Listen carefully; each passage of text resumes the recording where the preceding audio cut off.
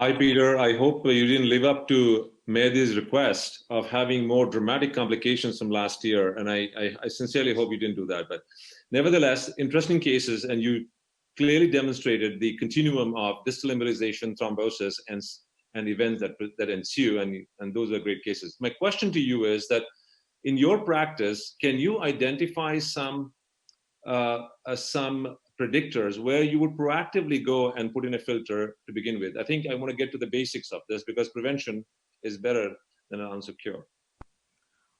Absolutely, Subhash. You know, what's so frustrating and frightening about distal embolization is that even when you're thoughtful and aware and sometimes expecting this, you know, these things still happen.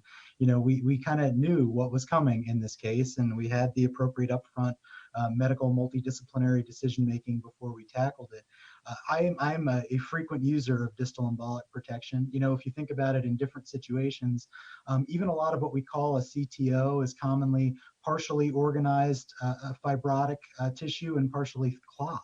You know, when we think about it in the world of atherectomy and directional atherectomy, we get clear guidelines for higher risk cases being long CTOs or heavily calcified lesions or lesions with poor runoff. I also get quite anxious anytime you have to think about a territory that might be partially occluded with thrombus. The short version is I always err to the side of using that device. The more comfortable you are with it, the more comfortable your laboratory is with it. I use 035 microcatheters a lot. You could deploy a spider through an 035 microcatheter, and so it just becomes part of the process. You cross, you chase. If you feel the need, you deploy that spider and you work over it. Thank you, Peter. I want to go to Bo, and I think because our audience is diverse and many of them are actually starting their career just in fellowship, and we have a huge audience from early career and fellows. I want to ask Bo. Bo, there are multiple factors Peter just mentioned that would guide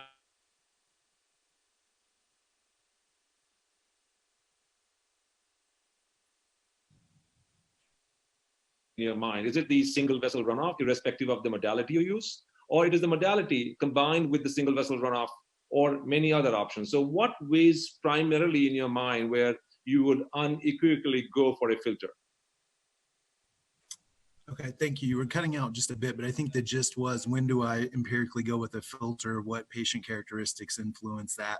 I will tell you that in most cases, the instances where I've thought about a filter and elected not to use one, that's where I've been burned. So my practice has actually changed a lot over the last couple of years, where I very liberally will use a filter. So I would say in my experience, when I have poor runoff, always a filter 100% of the time.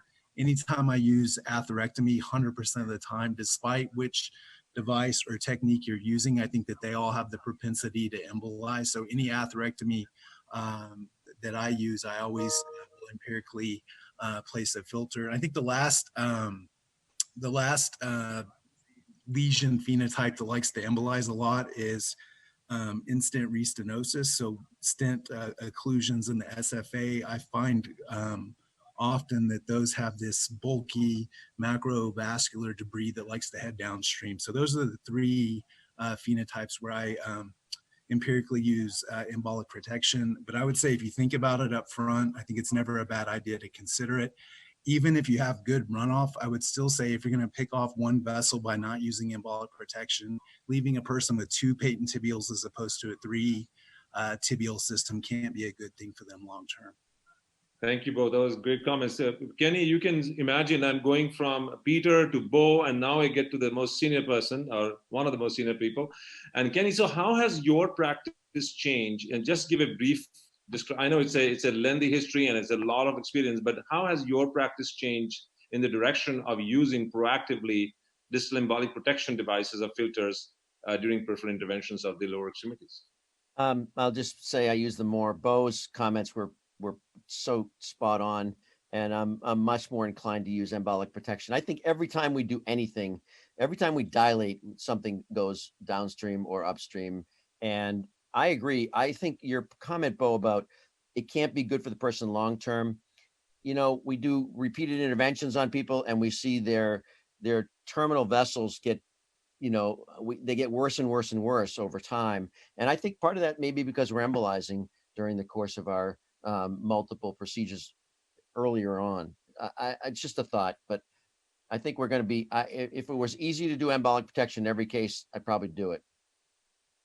I'm going to go to for the last brief comment to Kumar. Kumar, despite this great enthusiasm protection, I can in multiple registries and publications, its use still remains very low. And much lower than we would expect. What do you think are the reasons? Is it that not familiarity with the device, or the filters are coronary based and they're small and they get overwhelmed and they don't really work the surface when that's the purpose when you really have a big embolization? So what do you? I think a great presentation, by the way, and great comments. I think one of the issues is anytime you try to change any practice, it creates such an inefficiency, and people start worrying about turnover and cost and all these things. But I think as the comments, especially as Bo said, you don't want to turn these patients from a great runoff to no runoff. So I think part of the hesitation is, oh, we have to open this, we have to do another 2-3 steps, but the savings to the patient is a significant runoff, which I think we can't underestimate. So the data has shown it. I think we all know it happens when we see, the angio looks great, but we're not looking at the microcirculation where, even any atherectomy, any balloon has problems. So I think the problem is that we have an inability to change our habits in the staff environment, in the practice environment, the cost environment. I think that's the impediment. But I think if we package that as every case should have one, just like we said earlier, every access should have ultrasound, I think we'll mitigate a lot of these issues and inefficiencies in this. And I think it's just changing of habit is hard for everybody. Very well said. I think I'll take that, and hopefully our audience is listening to us and going to deliberate on this on their own end. But